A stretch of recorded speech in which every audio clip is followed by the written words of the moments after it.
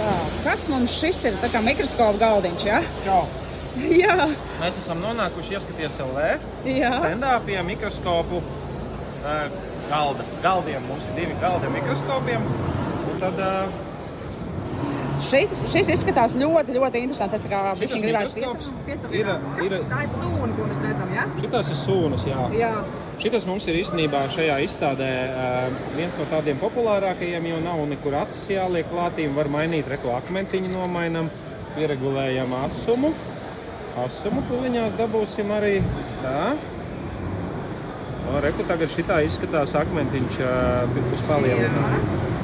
Un šitas ir, var arī ar viņu nofotografēt uzreiz, reku var arī pievilkt tā kā klāt, uz sāniem viņu pievilkt.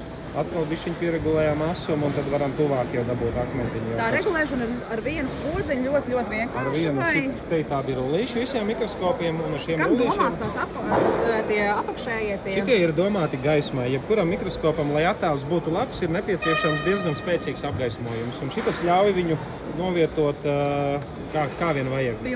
Spilgtumu.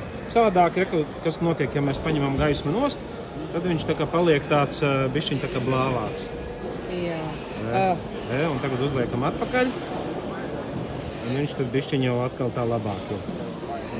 Šis mikroskops, tas droši vien tāds ļoti dārgs, ne? Būs priekš. Šitas mikroskops apmēram 300 eiro maksā. Jau visā komplektācijā jauns, jā. Un tad, jā. Ja mājās bērnam, kurējo bērnam vislabāk ieteikt, arī šis būtu tas piemērotākais ir kaut kādu? Bērnam vajag vienkārši tādu mikroskopiņu, kur var skatīties ar abām acīm, lai viena acis nav jāsamiedz. Tad ar abām acīm skatoties, kā šis melnais, piemēram, tad tas ir tādā draudzīgā cenā, un viņi var paņemt ārā, ņemt dažādas dabas priekšmetus, tad mainīt, tāds te var aiznest viņu, kur gribās, ja? Un tad pieregulējam atkal asumu, skatāmies iekšā un smuki redzēsim sūnu paraugu. Tad, ja es, piemēram, pērku pirmo mikroskopu, ko šie mikroskopi atšķirās no šiem mikroskopiem? Šitie mikroskopi jau ir vairāk tādi drusiņi zinātniski, ar kuriem var pētīt arī kaut kādus šķidrumus, piemēram, vai sagatavot uz tādiem stikla paraudziņus pats var sagatavot, un viņš ir tāds jau precīzāks un ar lielākiem palielinājumiem. Nu tā. Tā kā šiem dažiem arī var pievienot kameru, kā piemēram šim. Jā. Vienlaicīgi skatīties un vienlaicīgi arī fotografēt. Bet šie būtu tad vairāk paredzēti bioloģijai vai? Jā, šie ir vairāk tādi bioloģijas mikroskopi, kuri ļauj iegūt palielinājumu apmēram līdz 1000 reizēm. Okay. Tad jau var šķidrumu redzēt un visu kaut ko. Šis izskatās vēl tāds ļoti interesants. Ko mēs redzam šeit? Kas tas tāds pa zīmējumu? Šeit mums ir, kas mums tagad ir uzlikts. Mums ir uzlikts kāds šūnu paraugs. Šeit arī ir ekrānā, jo mēs redzam šūnas, ja vajag pieregulējam atkal asumu, varam viņu bīdīt visos virzienos, nofotografēt, šeit ieliekās atmiņu karte. Un viņš arī faktiski nav skatāms ar aci, bet viņš jau ir tas, ko mēs saucam par digitālo mikroskopu, kur attēls tiek parādīts uz ekrāna. Un cenas, amplitūda, orientējoši? Šitas arī maksā apmēram kaut kur ap 300 eiro, šitas kaut kur ap 500, viņam bišķiņ lielāks palielinājums ir. Un tad ir atkal jau tādi, kuriem pievienojās papildus vēl kameras, tie jau gan būs tādi dārgāki, kaut kur ap 1000 eiro. Tad faktiski atnākot uz ganību dāmi 2A, varat paņemt līdzi savu vielas vai paraudziņu un uz vietas varam ko es gribu apskatīties, kā viņš izskatās. Kā viņš izskatās, izmēģināt dažādus mikroskopus un tad saprast, vai tiešām tas jums der. Un ja es, piemēram,